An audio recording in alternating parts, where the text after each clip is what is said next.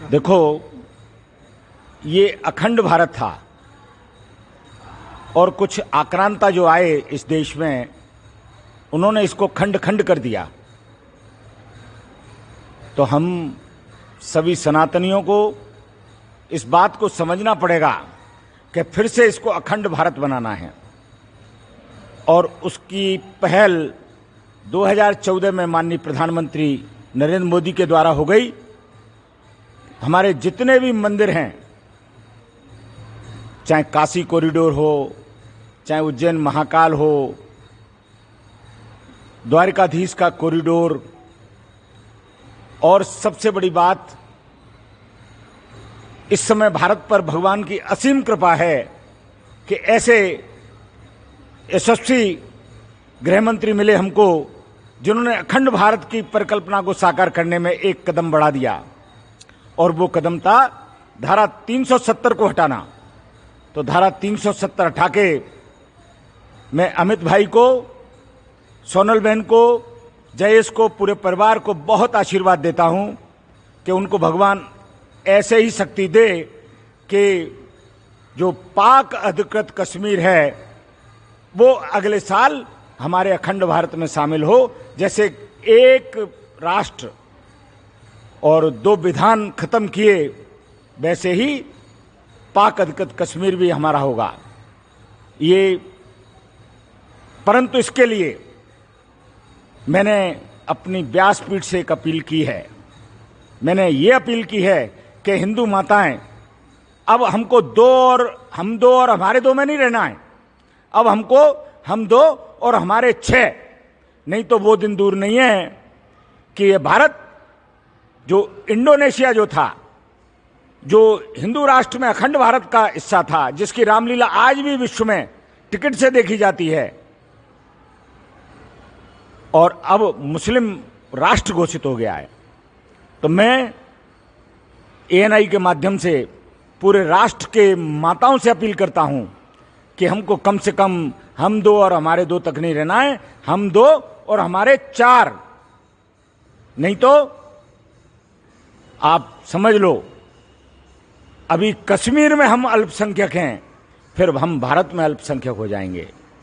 और इस राष्ट्र को अगर हिंदू राष्ट्र बनाना है तो हर माता को मेरे साथ संकल्प लेना होगा, हर पुरुष को मेरे साथ संकल्प लेना होगा। आपको यह विचार करना होगा कि आकाश में पक्षी अगर संख्या ज्यादा होती है तो लड़के नहीं गिरते हैं, समुद्र में मछलियां अगर ज्यादा हो जाती हैं तो लड़के बाहर नहीं आती हैं। तो भगवान जिसको जन्म देता है उसकी भगवान ही रक्षा करता है। तो मैं किसी अन्य धर्म के लिए नहीं ये बात कह रहा, चूंकि मैं धर्मगुरु हूं, सनातन संस्कृति का धर्मगुरु हूं, इसलिए मैं अपने धर्म की रक्षा के लिए जो भी मेरे मन में बात आती है मैं कहता हूं। तो भारत माता की जय और हिंदू राष्ट्र की जय। महिलाओं को एक जैसे भी आपने बताया है कि अपने शारीरिक मेंटेन को छोड़ करके जो है ध्यान केंद्रित किया जाए, क्या आपका? देखो, ये तो विनोद की बात है, ये तो कथा में थोड़ा हास प्रयास हो जाता है। तो आनंद, देखो कथा माने जो व्यथा मिटा दे वो कथा है। तो हास प्रयास की बात थी, इसलिए मैंने माताओं से कहा कि थोड़ा सा अपना फिगर मेंटेन करने के चक्कर में हमको जो है 1 बच्चा 2 बच्चा नहीं, मैं चाहता हूं कि, और ऐसा नहीं है, सगर के तो 60,000 संतति थी। माता कौशल्या जो है, दशरथ जी महाराज के 4 पुत्र थे। तो हमारी माताएं जो है कोई केकई, कौशल्या, सुमित्रा से कम नहीं है। और माता ने, हमारी माँ ने जो है हमेशा जब जब इस देश पर संकट आया है तो जगदम्बा का और काली का रूप धारण किया है। इसलिए हमारी माता सर्वोच्च पूज्य हैं और सनातन संस्कृति बिना माताओं के संकल्प के पूरी नहीं हो सकती। इसलिए मैं पूरे देश की माताओं को कोट कोट नमन करता हूं, प्रणाम करता हूं और कहता हूं कि आओ मेरे संकल्प के साथ खड़ी हो जाओ और हम इस भारत को हिंदू राष्ट्र बनाने में एक कदम आगे बढ़ें। जय नारायण। बहुत बहुत धन्यवाद, बहुत बहुत आशीर्वाद। देखो, ये अखंड भारत था और कुछ आक्रांता जो आए इस देश में, उन्होंने इसको खंड खंड कर दिया।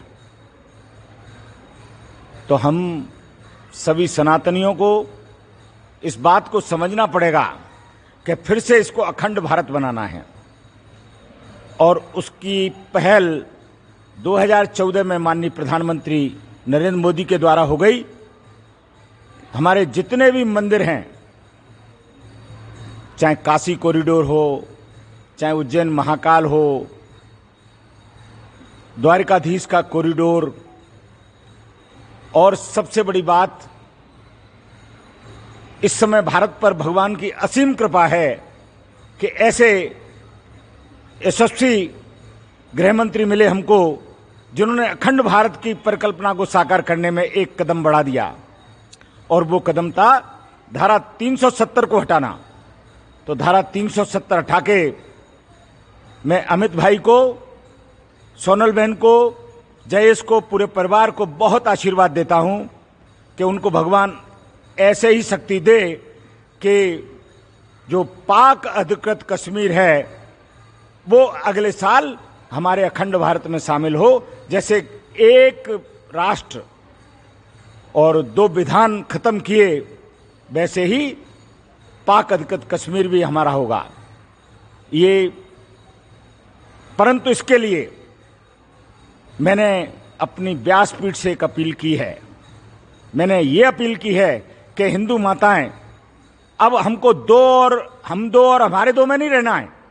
अब हमको हम 2 और हमारे 6, नहीं तो वो दिन दूर नहीं है कि ये भारत, जो इंडोनेशिया जो था, जो हिंदू राष्ट्र में अखंड भारत का हिस्सा था, जिसकी रामलीला आज भी विश्व में टिकट से देखी जाती है,